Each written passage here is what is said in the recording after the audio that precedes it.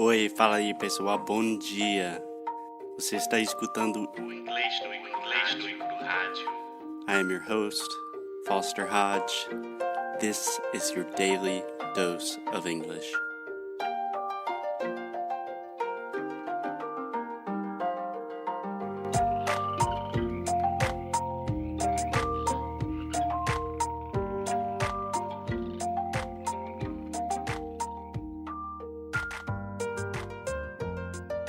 Hey, Alexia. Hey, listeners of Inglês no rádio. We love you guys. Alexia, how are you doing? I'm fine. Happy hump day. Happy hump day. Happy Wednesday, also known as hump day.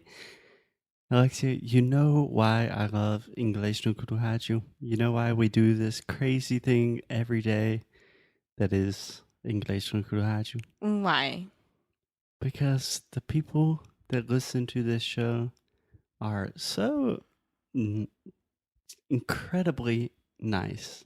Yes. So supportive. Yes. We have had so many people sending emails, sending questions, sending Instagram, DMs, whatever, asking if we are okay during the hurricane. Yes. Yes.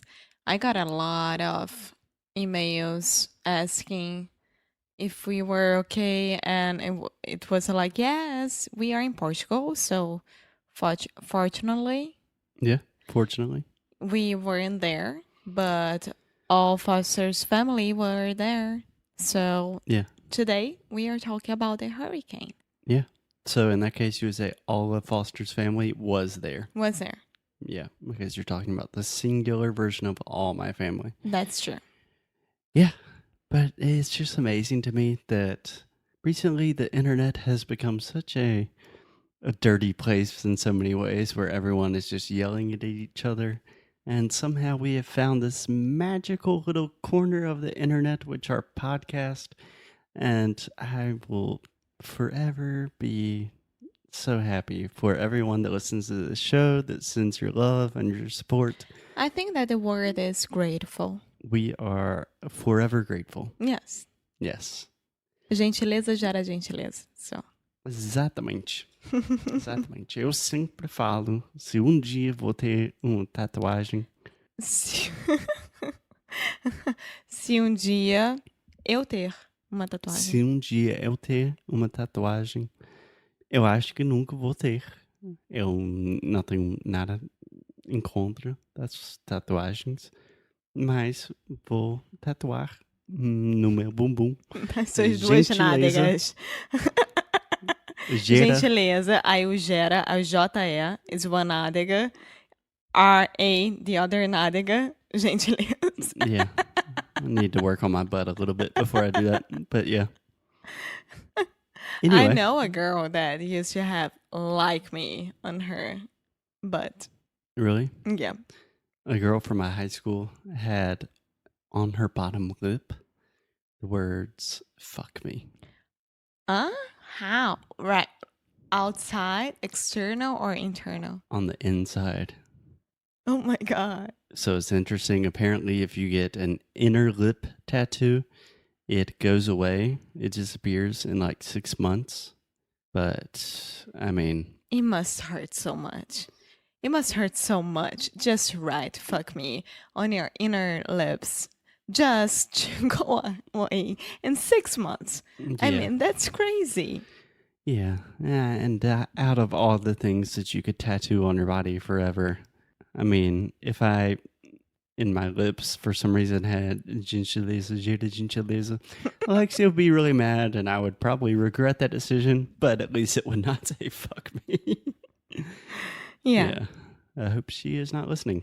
Anyway, there was a pretty serious hurricane that affected primarily the Carolinas. So when I say the Carolinas, I'm talking about North and South Carolina in the U.S. There are two of them.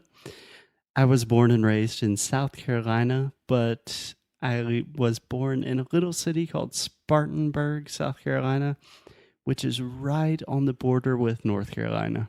Yeah. 1 so, hour from Charlotte, right? Yeah. So I have a very deep and close relationship with the Carolinas. When I think about America, most of my students, they think about California, New York, Miami. For me, Disney. America is just the Carolinas. Yeah. That's it. And for me nowadays, it is as well. Yeah. An easy way to start this conversation is you guys in Brazil, you don't have hurricanes, right? Thank God, no. Yeah. Honestly. Do you know what a hurricane is? It's a tropical, not rain. There's a lot of rain involved. Normally. Yeah. How would you say that? So I think I would probably say it's a tropical cyclone, Yeah. which I actually had to do a little bit of research about what a hurricane actually is. But essentially, it's just, we all know that hot water rises, right? When you're boiling something and I don't know, if you're cooking pasta, hot water rises. So in the Atlantic Ocean, this happens a lot when there are changes in the weather pattern, that hot water rises, and then naturally, this means that the pressure in the water goes down a lot. Hot water from the surrounding areas of this place where the hot water just went into the clouds, it all goes into this one place, and it creates a cycle. And it creates this cyclone, and it's like a vicious cycle of just hot water is going up, and then the other hot water around it's like, hey, where do we go? And then it goes into the same space, and it creates almost this tornado superstorm type thing that we call a hurricane. Yeah. So, tornado is not... The most scientific thing I will ever say on English no Clue. And if we have any scientists or meteorologists listening, I'm sorry. Yes, we don't know that much. So, cyclone is the normal one. Tornado is a little bit more stronger, and hurricane is the devastating one. Yeah. Of course that you can have tornadoes that are devastating, but if you're talking about this, would be like that. Kind of. So tornadoes is really... Because you guys had the 3 of them. Yeah. So let me explain this in the most simple way I can. Tornadoes are literally the wind cyclone that happens. Everyone knows what a tornado is. I don't know how to explain it scientifically, but it's kind of a different thing. It happens on land most of the time. Then last year, that's why I'm asking this. Last year, when I was at your house during this time of the year, there was a tornado, right? Yeah. Yeah. Do you remember this? It was on October. It was in October. In October. Oh my God. With months, we always use in. Yes, it was actually, we were going to your birthday dinner. The city beside Spartanburg. That's called Greenville, South Carolina. Beautiful city. I highly recommend people visiting. I love it. Greenville, Alexia's favorite city in America, perhaps. Yes, it is. And when, like a few hours before we were going there, we received on our iPhones, like, a tornado warning. There's a tornado in the Spartanburg County area. Seek cover. Like, be safe. And we were just kind of like, yeah, it looks fine here. And then we went to Greenville, and on the highway, literally on the highway, we saw just buildings that were completely gone. Yeah, it was crazy. Yeah. It was crazy. That's crazy. But returning to hurricanes, in general, we call these big, crazy storms that form in the Atlantic Ocean, they're tropical storms, right? Because they kind of start lower in the tropics, and then they move up to colder weather, and that's where they really start causing problems. Yeah. And when it gets really bad, it turns into a hurricane. So the way we categorize them is we have tropical storms, which technically is not as bad as a hurricane, and then a hurricane. Mm-hmm. And within a hurricane, we have 5 categories, 1 through 5. So if it's like a hurricane 1, it's like it's kind of small hurricane, probably shouldn't do too many bad things. Hurricane 5 is devastating. Yeah, devastating. Exactly. Yeah. So Florence was hurricane number 5, right? No. No.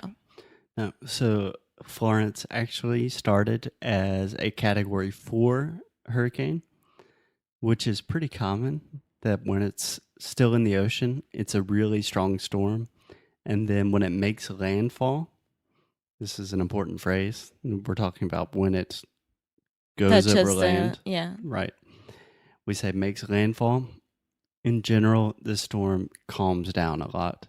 So I think it went from a category 4 to a category 1. And then once it really made landfall, it just became a tropical storm. Yeah. So since 1989, it was the worst one, right? Yeah. So a brief history about hurricanes in the Carolinas.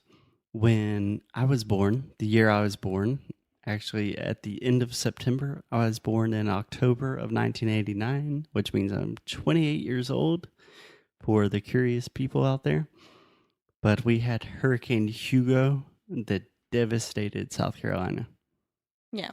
And And I your think- mom was almost having you. And with Hugo around I would be so nervous about it. Yeah. I think my parents actually debated for a while if they were going to name me Hugo, which I'm glad that didn't happen. No, nothing against Hugo at all, but Hugo looking at you. Hugo Hodge doesn't HH. fit. It doesn't Hey, HH, how are you? doesn't make too much sense. Yeah. And then 3 or 4 years later, we had Hurricane Andrew. Alexia's still laughing. But we had Hugo and Andrew, which were both super serious hurricanes. Literally thousands of people died. Was So it the many one people from lost. Charleston? Yes, Andrew devastated Charleston. Yeah. Yeah. Hurricanes are a big deal here. Yes, and there are seasons, right? From August to October, I hear a lot of hurricane season. Yeah. Yeah. We call it hurricane season. It's always when I go to United States as well. Yeah. You choose an interesting time to come, always. So, talking about Hugo and Florence and Andrew, something that always just calls my attention is the way we do it in the U.S. I don't know if this is like the U.S. Weather Service or the Geological Service or something that decides the names. But the way we do it is we just do it in alphabetical order. So the first hurricane of the season starts with an A, then a B, C, D, etc. Right? Mm-hmm. And for some reason, I'm not saying that it's kind of racist against Latinos. It's curious. It's not racist. It's curious. Most hurricanes don't have like typical American names like Hurricane Dan, Randy, like Bob. John. Yeah, it's always something kind of interesting. So I was looking at the hurricane names for 2018 and 2019. They've already decided what the names will be. Let me just give you some examples. We have Hurricane Alberto, Ernesto, Oscar, Humberto, Gabriela, Lorenzo, Cristobal, Marco, o seu pai. My dad. I hope it's not that damaged. Yeah. Damaging. Yeah. Sorry. Vitor, Pablo. Ah. All my friends in Brazil, every one of them has a hurricane, pretty much. How do you say Humberto in English? It's Umberto. Really, it's a Spanish name, so we'd say. I think most Americans would say, It's hard. Humberto. I don't know. Humberto. If I really want to put my most gringo accent, Humberto. Yeah. Now I have a question that everyone sent it to us. Yeah.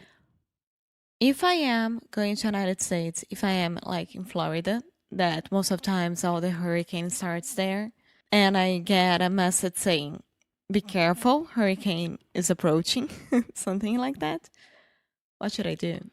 Yeah, that's a great question. It's a difficult question. My advice would be take the recommendations of in general, these things are handled by the state and local government.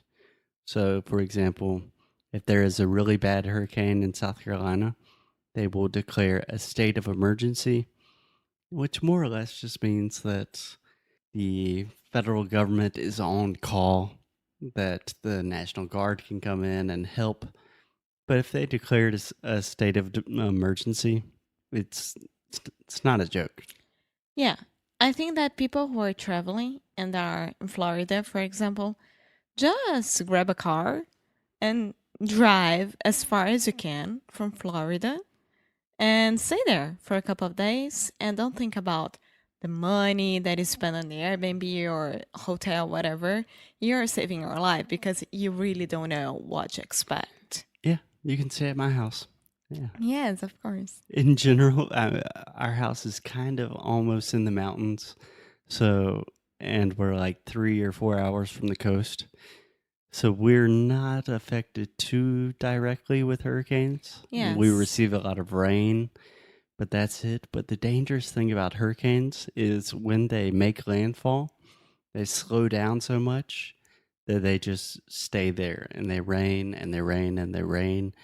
And rivers overflow, there's flooding everywhere, and just infrastructure breaks down.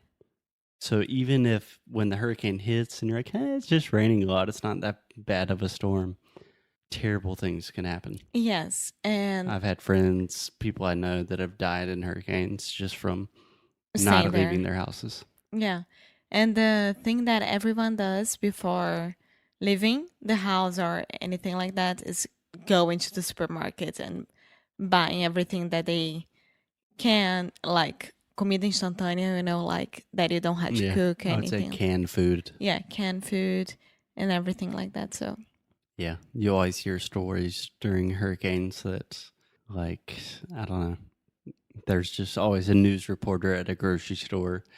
They went to buy beans and there are no beans. It's the first time in 10 years that they don't have beans at the grocery store. yeah. And it's really weird because less than 2 months ago, we were in Myrtle Beach, which was very, very damaged by Florence. Yeah, it's fascinating actually because with any storm, a lot of things depend on infrastructure. So Myrtle Beach is a pretty advanced city in terms of like the buildings are very well constructed, but the county that Myrtle Beach is in is called Conway, and all of the small cities in Conway County just got fucked up. Yeah.